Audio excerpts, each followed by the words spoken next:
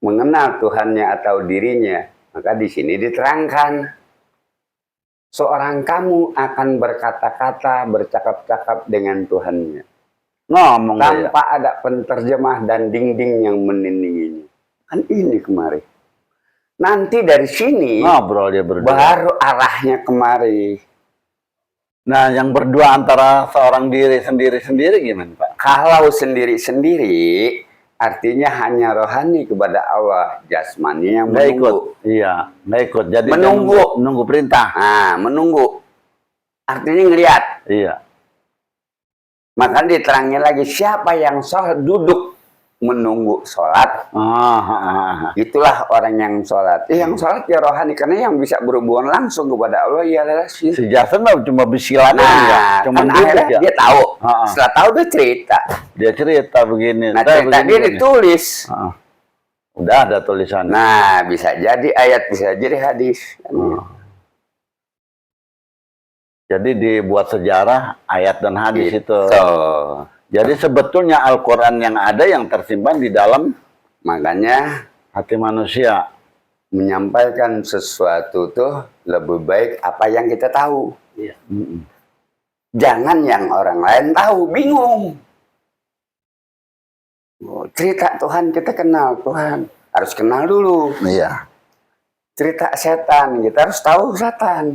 Bergaul dengan setan, jadi kita tahu setan itu siapa, tugasnya apa, maunya apa, jadi tahu. Ya kalau setan disalahin mulu bagaimana itu? Kan jadinya keliru. Setan kejam, yang lebih kejam setan yang berkumis. Setan yang berkode ya. Maka jangan ikuti langkah-langkah setan. Setan musuh yang nyata siapa? Itu yang kejam. Setan yang berdasi, setan yang berpeci tuh. Yang seharusnya dia kita tolong, ya. Yang seharusnya dia kita sempurnain, akhirnya kita percayain, kita jadiin pegangan lagi. Iya. Kan pada umumnya gitu. Kita yang ke bawah ya. Akhirnya kan? Iya, kita yang ke bawah sama dia. Tumbuh dan jadi hodam-hodam, bisikan-bisikan. Nah, ya itu banyak kan orang pakai hodam. Bercerita, gua begini, lu hodam lu tua, hodam lu bagus tuh katanya berpeci, pakai sorban, pakai apa? Dia nggak bisa, Bang. Kalau namanya manusia kepada Allah nggak bisa beradu. Iya. Tidak ada seorang manusia pun berkata kepada Allah kecuali dengan para wahyu atau belakang tabir ini. Kalau dari sini dia sudah mengenal, nanti dia berhubungannya kemari. Itulah yang dimaksud berdua antara jasmani dan rohani menghadap. Iya, sendiri-sendiri. Kalau sendiri-sendiri disebut rusolat atau mi'raj. Nah, ini kan kita kalau ngobrol-ngobrol kan sekalian menjelang. Ini yang dikatakan bulan Syaban. Bulan apa? Bulan Ruah ya, kalau kata orang kampung. Nah, ini kita nanya tentang Ruah nih, Pak. Puasa Ruah dulu, bulan Ruah kan banyak kan orang pada mengirimkan Fatihah summa ila ruhi arwahi atau ruhi ya. Si Pulan bin Pulan, Pulan bin Pulan, Pulana bin Pulan gitu ya. Nah itu bagaimana tuh untuk ya sebenarnya kalau berdasarkan satu pengalaman ya benar.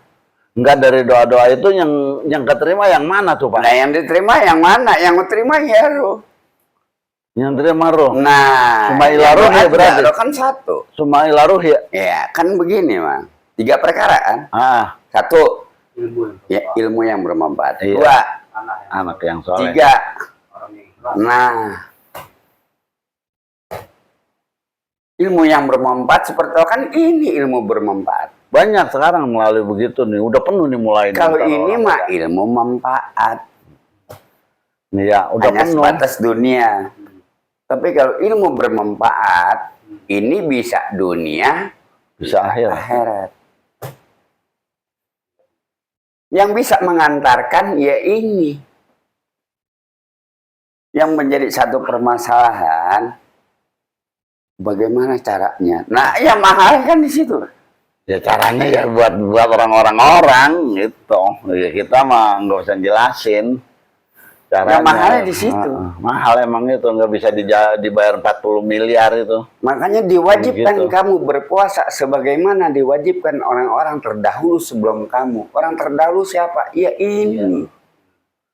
Iya, maka barang siapa yang sudah mengenal Tuhannya, maka dia menemukan harta karun, dibayar 10 miliar pun itu nggak bakalan dibuang. Kalau zaman Nabi Nggak bakalan dijual. dengan istana dari dirampas ya oleh seorang raja, ya itu. Ya inilah. Mutiara tenggelam. Ya maka inilah orang-orang yang diberi ilmu sangatlah beruntung untuk dirinya.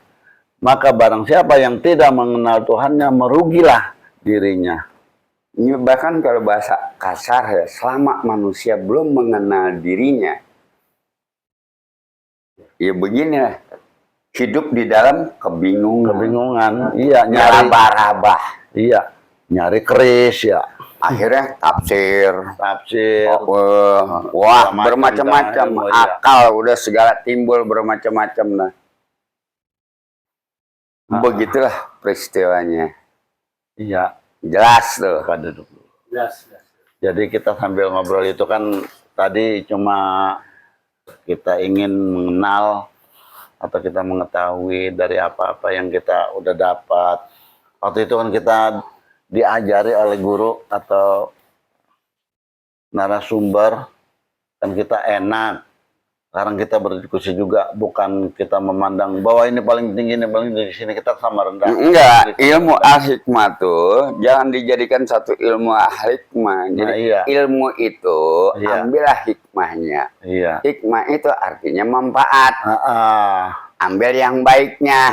Itu yang jahat maupun yang jahat diambil hikmahnya. Seperti puasa. Apa hikmahnya puasa? Ya kan bertemu Tuhan. Iya. Nah, itu hikmahnya. Nah ini kan Pak, kita ya, yang namanya kita ini kan orang banyak kan berpuasa ingin memberikan lapar dan dahaga ya. Dia tahan-tahan terus. Ya saya tahan-tahan. Saya ingin sekali menemukan Tuhan. Saya ingin sekali ketemu Lailatul Qadar di saat-saat itu. Maka kan orang banyak kan yang seperti itu Pak. Digembor-gemborkan di dalam jadi hal apapun itu. Kita ambil kesimpulan, Mang. Kalau nggak ada Lailatul Qadar, kenapa ada ceritanya? Iya, bahkan dipercaya orang yang banyak. Iya, banyak. Kalau ada, siapa penemunya? Ya kan? Iya. Tentu kan ada prosesnya. Nah, itu prosesnya itu. Tuh, sampai sekarang pun nggak ada. Nggak ada yang tahu, menjelaskan. Maka barang siapa yang melihat dari YouTube ini, maka koreksilah diri kita masing-masing, bukan diri mereka lupa ya. Diri kita masing-masing sudah mengenal ini. Alangkah untungnya bagi yang melihat seperti ini. Kalau kita begini Bang, kesimpulannya, kalau kita menceritakan semua apa yang kita tahu, cuman kita nggak bongkar lah, prakteknya kan tentu nggak bisa di sini kan. Tuh. Jadi bukan yang orang lain tahu, bukan berdasarkan Quran, bukan berdasarkan hadis. Tetapi apa yang kita tahu sudah tercatat dalam Quran maupun hadis, baru kita benarkan. Bedaan Bang. Hah? Iya.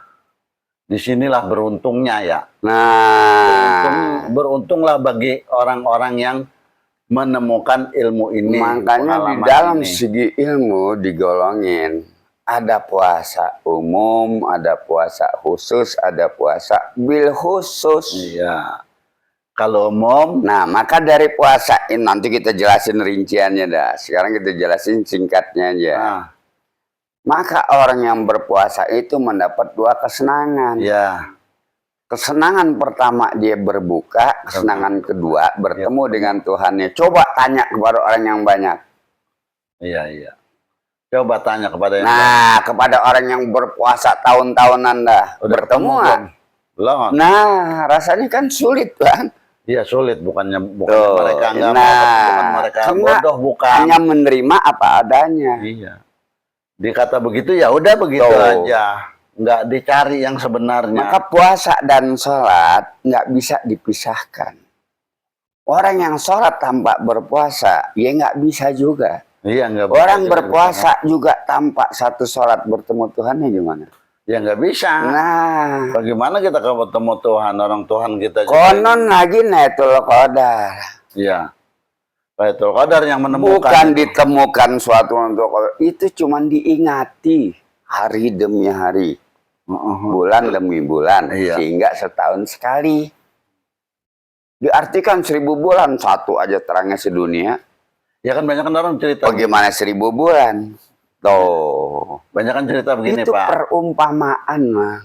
Iya ini. Ya emang perumpamaan kan kita. Kita kan bercerita. Banyak orang bercerita. Di malam 7 atau di malam 13, 15 atau 17 atau 21, 23.